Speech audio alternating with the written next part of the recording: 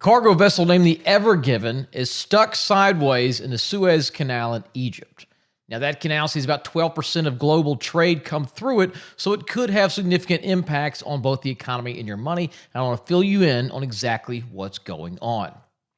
Now, here's an image of that ship, the Ever Given, stuck sideways in the canal. This is a shot taken from another cargo vessel. It is backed up along with dozens of others in that canal. To give you an idea of just how big this ship is, known as the Ever Given, take a look at this. The ship is roughly 1/4 of a mile long. It is almost as tall as the Empire State Building. So when you get something that big, that, by the way, weighs around 200,000 tons, stuck sideways in a canal, you don't just grab one tugboat and straighten it out. It's a bit of an undertaking. But here's the interesting thing, and this is the part that's got the internet going crazy. Take a look at the cargo vessel's route before it got stuck. All right, now, I don't want to seem immature. Maybe there's a reason for this, and it's a totally legitimate route. But to me, if I'm being honest, it kind of looks like he drew a right with his path.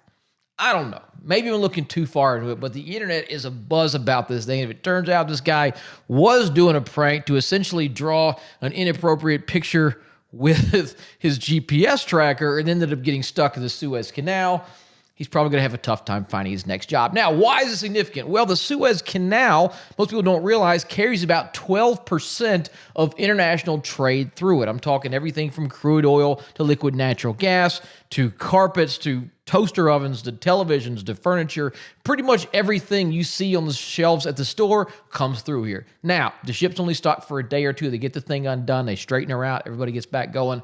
Probably not a big deal, just a little hiccup. However, if this ends up being 5 days, 10 days, 15 days, and the thing gets really jammed and they can't get it out of the way, then we're going to see that start to affect asset prices, because assets move, as we know, on supply and demand. Whether you're talking about copper or crude oil or Cinnamon Toast Crunch, it's an issue of supply and demand. If a lot of people want it and there's not much there, it's going to be priced higher. If everybody wants it but there's plenty, it's going to be priced much lower. Well, if 12% of the global goods all of a sudden can't get to the stores, and there's no flour, there's no seafood, and there's no batteries and all these things, well, then the supply is going to shrink, the demand's the same, and prices will go up, primarily in things like crude oil. Now, take a look at the light crude oil futures since last November. We know prices are up at the pump. Now, I drive an F-150 Raptor that gets about 15 miles per gallon and has a fuel tank that holds about 32 gallons of fuel. So right now,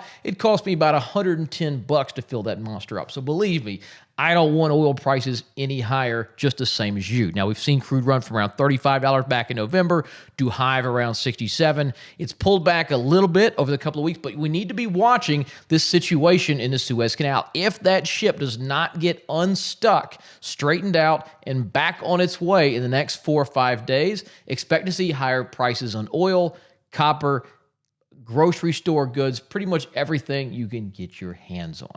Now, I run a trade alert service called Precision Volume Alerts, where I use a secret volume roadmap to identify key areas for any stock where there's heavy institutional buying and selling. And this is extremely beneficial because when stocks pull back, it'll show us the areas where the big money is likely to step back in and buy, so we can try to get in right near the lows. And I've just issued a new trade alert to all of my members. Take a look at this chart. As you can see, the stock has had a really nice rally. It's up about 100% just September, but when it hit around 107, pulled back sharply.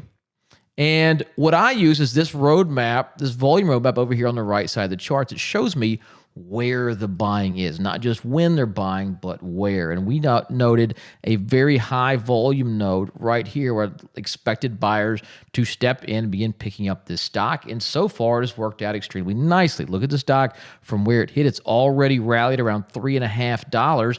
And I'm looking for a retest of these highs and then beyond. I've also recommended a call option with this trade that currently trades for around $1.70, about $170 per contract. And if we get a retest of the highs, we should see around a 300 to 400% return on that call option. So we only need the stock to jump around 10 to 15% to make 300 to 400% on the option. I want to tell you all about it. So click the link below this video right now. Watch my on-demand training. I'll tell you all about my volume strategy, why it's the only indicator I use, why it's the only thing I need on your chart, and how it can help you to identify and pinpoint those very precise buy and sell areas for any given stock to lower your risk and potentially improve your results.